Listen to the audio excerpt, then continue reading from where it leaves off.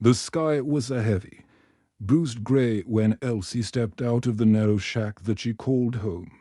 Thunder rumbled in the distance, a low growl that trembled across the ground beneath her feet.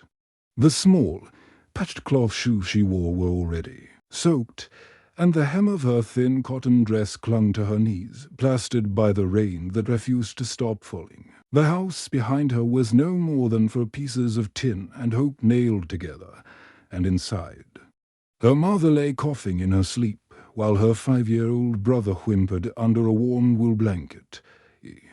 Elsie had never known comfort. She was born into a world of scraps and survival. But even in the worst moments, she never begged. She was proud, and that pride was forged not from arrogance, but from the fire of necessity. When she wandered the streets, she didn't ask for handouts. She asked for work, for chances, for something she could do in exchange for bread or medicine. And that's what she was doing now, despite the storm, searching for anything that could help her buy one more pill for her mother, one more spoon of rice for Jamie. She made her way along the edge of the road, where broken fences and shattered glass marked the borders of Millgrove's forgotten corners. The rain had washed the streets nearly clean, but the gutters were still full of things people had thrown away sometimes, even things she could fix or sell. She had grown good at spotting treasures in the trash: an old bracelet, a cracked cell, phone, a half-full packet of biscuits. These things were gold to her dot as she walked. Her sharp ears caught the screech of tires, sudden and sharp. Like a scream cut short, she froze. Then a sound of metal against metal, followed by silence. Not the silence of calm, but the thick, heavy hush of something gone terribly wrong. Without thinking, she turned and ran across the road, down a slippery embankment where weeds and mud made every step dangerous. She stumbled and skidded, barely catching herself before her knees gave out. At the bottom, smoke curled like dark fingers into the rain-soaked air. A Carno, not just a car, a sleek, black luxury vehicle, the kind she had only ever seen in magazines or on TV, lay on its side, crushed against a tree, steam pouring from the engine. Elsie didn't pause. She ran to it, breath shallow, eyes wide. Through the cracked, spider-webbed window she saw a man slouched over the wheel. Blood streaked his forehead, and his lips moved slowly, painfully. She pounded on the window. Sir. Can you hear me?" The man stirred. Just barely. "Help." The door was jammed. She tried pulling it. No luck. She stepped back and grabbed a rock, smashing it against the glass again and again until it cracked enough for her to reach through. She fumbled, bleeding her own hand on the glass, and finally found the door's latch from the inside. With a final yank, the door creaked open, and the man spilled into her small arms. He was heavy, much heavier than she could carry, but she held him up, dragging him back from the smoke and steam. Laying his head gently on her lap, his eyes blinked up at her startlingly blue eyes, filled with pain. "Phone." In my jacket. She searched his coat pocket and pulled out a phone smashed. Useless.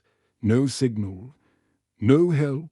"I'll run and get someone," she said quickly, ready to dash back to the road. But his hand caught her wrist. "Wait." She knelt beside him, and sure dot he looked at her with something deeper than pain regret. "You remind me of someone. Your daughter." She guessed softly. He gave a weak nod. "Yes, I had a daughter. When she was little. She looked just like you, brave eyes, same fire." "What happened?" she asked. "I lost her," he rasped. "I lost everyone. Chose money. Over love. Power over people." His breathing slowed. Elsie shook her head. "No, don't say that. You're not dying. You can still find her." But he looked past her, into some far place. His eyes welled up, Then, barely audible, he whispered, "Tell her, I never stopped loving her. I just didn't know how to say it." And then his body slackened in her arms. "Sir." "No, no," she cried. "Please." Sirens wailed in the distance. Lights flickered through the trees. Help was coming. But to Elsie, the world had narrowed down to this man, this moment. And the words that shattered something deep inside her. Because those were the words she had waited her whole life to hear from her own father, who had walked out the door one day and never looked back. The man survived. He was taken into emergency surgery. Unconscious, Elsie answered every question the police had. Her hands were bandaged from the glass. But she didn't care. She only wanted to know if he'd live. They wouldn't even tell her his name. But 3 days later, a lawyer found her.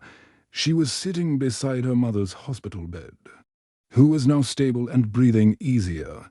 Jamie slept in a chair beside her, curled up like a kitten. The lawyer, a tall, serious man in a soaked trench coat, looked at her as if he couldn't believe what he was seeing. "You're Elsie?" he asked. She nodded wearily.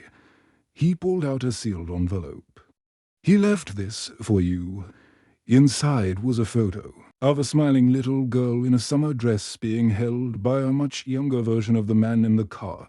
On the back is scrawled message, "To my daughter, I hope one day you can forgive me." And beneath the photo, another handwritten note, "If I don't make it, everything I own goes to the girl who saved me. Her name is Elsie." She stared at the paper, not understanding. "You've inherited his fortune," the lawyer said gently. "If he doesn't wake up." He did. Weeks passed. The man awoke from his coma with tears in his eyes when he saw Elsie standing at the door of his hospital room, holding the photograph he had once cherished. He wept openly. "You came," he whispered. "I said I would. You're real. You weren't a dream." "No, sir." He reached for her hand, frail fingers closing round hers. "Thank you. You gave me something I lost a long time ago." "What's that?" "Hope." His name was Charles Hawthorne, one of the wealthiest, most powerful businessmen in the city. But behind the glass towers and luxury cars was a lonely man who had pushed everyone away. His wife had died years ago. His daughter had vanished, angry at his absence and cruelty. And all he had left was money and silence, until Elsie found him. With her help, Charles began to recover. She read to him, told him stories, sat by his side for hours. When he was well enough, she helped him find his daughter Hannah, who now lived in another state, raising 2 children alone. Their reunion was painful but honest. Hannah broke down when she saw him. Whispered, "I waited so long to hear you say you loved me." And when he replied, "I never stopped, I just didn't know how to say it," she forgave him. Years passed. Elsie never called Charles dad. But he became one in every way that mattered. He legally adopted her, raised her like she was his own, gave her the education she never dreamed of having, and she never forgot who she was or where she came from. When she turned 18, she founded the Elsie Initiative, a non-profit organization that gave food, housing, and education to poor children in forgotten places like Millgrove. Charles stood beside her at every event, proud and smiling. And every year, on the anniversary of the accident, the two of them returned to that bend in the road. They placed flowers, and Charles would whisper, "Thank you, Elsie," and she would answer, through tears, "You saved me too."